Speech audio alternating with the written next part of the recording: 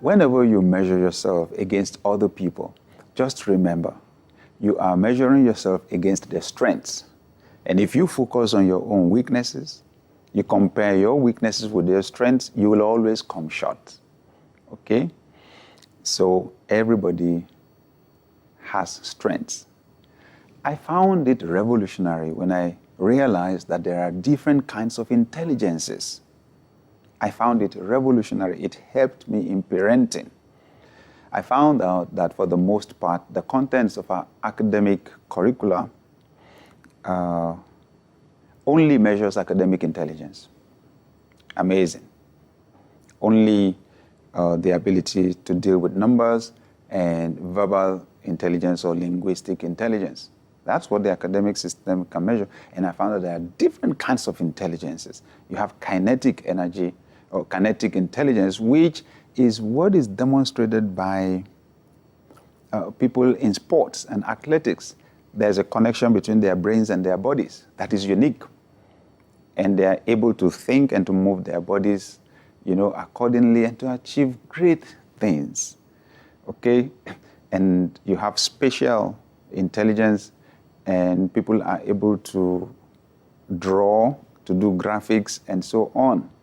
Okay? So different kinds of intelligences. Now, when you put someone with kinetic intelligence in an academic environment, if the person is not doing too well in class, but is doing very well in sports, it's amazing how sometimes the person is described as a dullard, because the person with kinetic intelligence is being measured by academic parameters.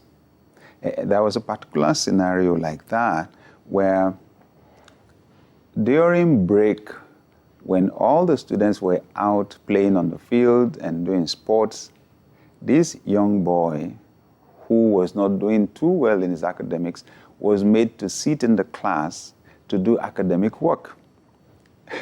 During the time when his colleagues were doing the thing that he excelled in, a change in schools helped him quite a bit, because then he was moved to a school that recognized that some kids are best in sports. Even though they may not be too good in their academics, he excelled, absolutely excelled. And as he did well in sports, which he loved, he now did better in his academics. And ultimately, he was able to gain a scholarship in the university on the basis of the sports where he excelled. Now, some of us have escaped into adulthood without these issues being resolved at all. All of our lives, we've been measured by parameters that can only define our weakness, not our strength. And we've defined ourselves also that way. I want to say to you, they may have called you a dullard, they may have called you a failure, but there is some dimension to you that is unique. Your genius is there waiting to find expression. I am encouraging that you should focus on your strengths, define your strengths, and focus on what is positive about you.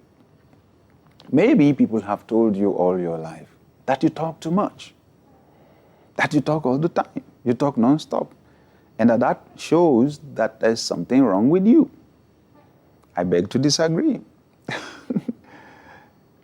If you can talk that much and they can't, it's an indication that's where your strength is. Is it possible to talk too much? Yes. But is it possible to talk a lot and to make sense? Absolutely yes. Absolutely yes. So that's your strength. Okay? Celebrate it. Focus on it. Now, don't focus on the wrong narrative, which is criticism. Shape the narrative, okay? And turn it into a strength. Recognize it for the strength that it is. It will help your confidence. You may have been listening to the wrong people for a long time. It's time to hear the right voice, okay? They may have told you that you're too quiet. You're too quiet. You don't talk. You're too quiet. There's nothing like that. Human beings were created to be different. Okay? You're being quiet and you're having the ability to think is a strength. That's where your genius is. Find it, sharpen it, okay? And if you can't find anybody around to encourage you, encourage yourself. Brush off all those negative labels that have been placed on you. Some people say you like to play too much, but who knows? See how huge the entertainment industry is. People want fun. People need to relax. People need recreation. And some people are earning millions and millions providing fun or providing entertainment for people.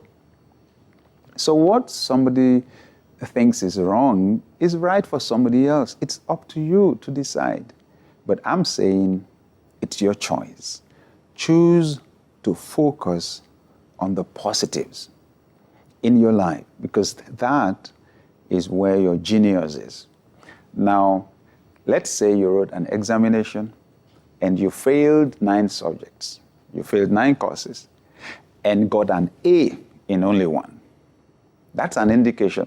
Now, human nature will focus your attention on the 9 that you failed. But your genius is trying to find its expression through that 1 where you got an A.